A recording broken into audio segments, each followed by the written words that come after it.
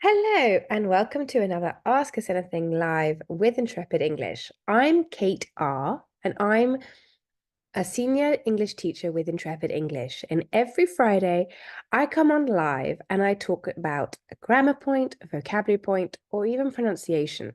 Sometimes it's a question from one of my students in the week, or sometimes it's something that I've thought of while walking here in Paris and I think, oh, that would be really useful for you English learners. So, and if you find these videos helpful, please click the like button. Please click that subscribe, that little bell, so that you get notified for when I come on live and I can continue to help you improve your English, which is what here at Intrepid English, we are thrilled to empower you and help you gain confidence in your English to achieve whatever it is you need in your life. So, I have an absolutely amazing student in Mexico. He's absolutely incredible in English. And he asked me a really great question that I think is super helpful for so many of you. So, he asked me for some help in understanding causative verbs. And I really wanted to share my answer with you because it's really useful. So, what are causative verbs? There are 5 common causative verbs in English: have, get, make, let, and help. We use these verbs to say that someone or something causes something to happen. We use them to talk about something someone did for us. The subject of the sentence caused caused an action to happen, but didn't do it themselves. Maybe they paid someone, or maybe they persuaded someone to do it for them. A classic example is the difference between these two sentences. I clean my house every Thursday. It's true. Um, I have my house cleaned every Thursday. So there is a big difference between these two sentences. The first sentence means that I do the cleaning myself in the house every Thursday. The second is that I pay for someone to do the cleaning, to come and clean my house for me, to perform a service for me. And one day this will be true because I can't wait to start getting a cleaner. So I clean my house every Thursday. I do the action. I have my house cleaned every Thursday. I'm paying someone to do the action for me. So we can use these causative verbs in past, present, or future. So let's look at them in more detail. So we have have. Have is a very popular verb in English, and when we're using it as a causative verb, it means when someone performs a service for us. Like I said, I have my house cleaned every Thursday. I'll give you more examples. Anna had her computer repaired. So she went and paid an IT specialist to repair her computer. She didn't repair it herself. He had his hair cut. Again, he didn't take the scissors and cut his own hair. He went to the salon and he paid somebody to cut his hair. She had her nails done. Oh, I used to, but not anymore. Not with children. And so, sorry, I have a bit of a cold. She had her nails done. Again, it's not her painting her nails herself. It's when she goes to the salon and she pays somebody to paint her nails. So remember, in these sentences, the subjects didn't do the action themselves. They paid somebody to do it for them. The structure is subject, have, object, past participle.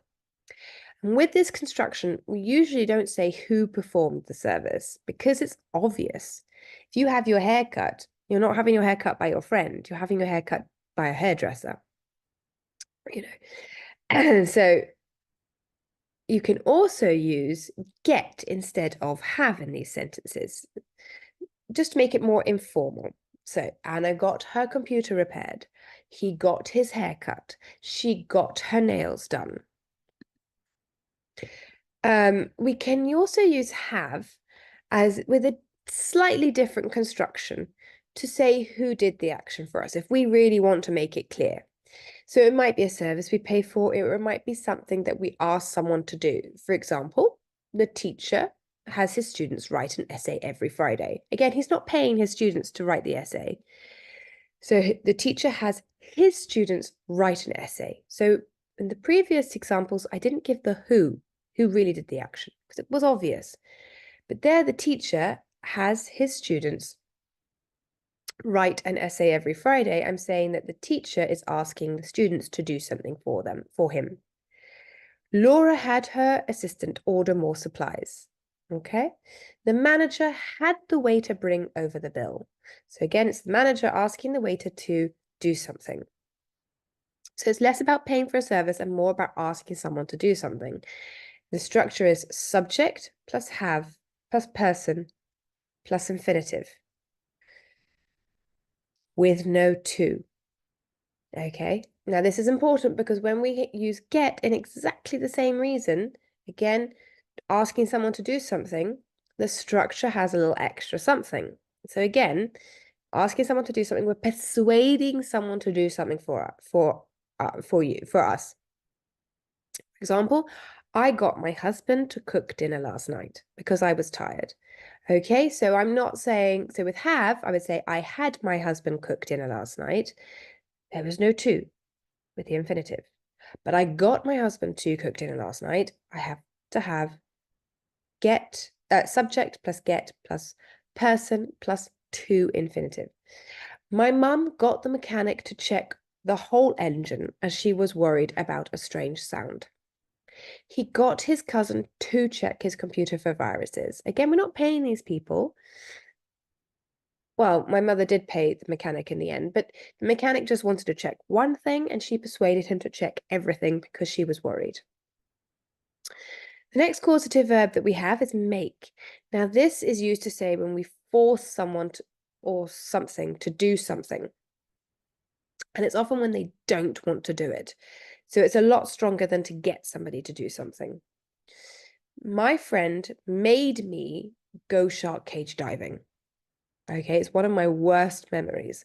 She insisted and she forced me to do it with her because I really didn't want to. I am terrified of sharks. This is shark cage diving in South Africa with the great white sharks, and I hated every minute.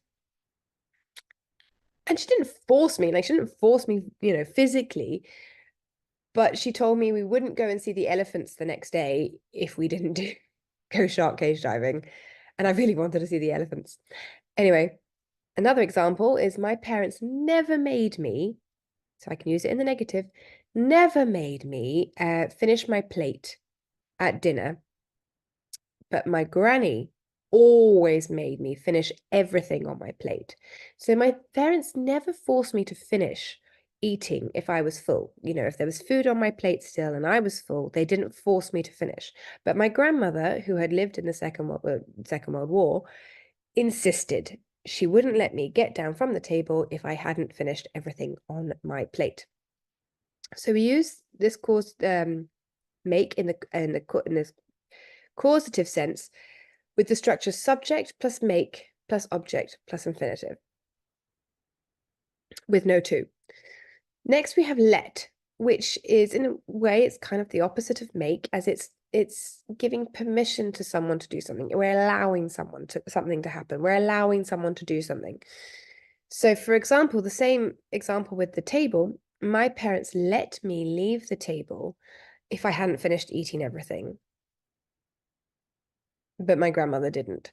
My grandmother let me help her with the gardening, for example.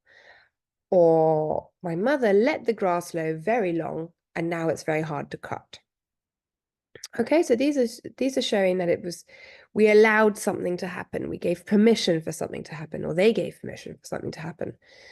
So the structure is subject plus let plus infinitive no to. The final causative verb is help. This means to assist someone. So my mum helped me garden. He helped his friend move house. Audiobooks help me sleep. So the structure when we use help as a causative verb is subject plus help plus object plus to infinitive. So we can have the to infinitive, or we can just have infinitive. So audiobooks help me sleep. Audiobooks help me to sleep. There's no difference in meaning, but I'd say it's more common to use without to. So I hope that helped you understand the causative verbs more.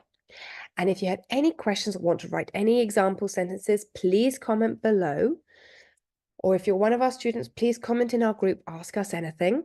And in the meantime, if you have any questions at all on any pronunciation, grammar, or vocabulary, please ask me, because I would love to help you by giving you a nice, clear explanation on any point in grammar, any point in English, I should say. In the meantime, have a great weekend.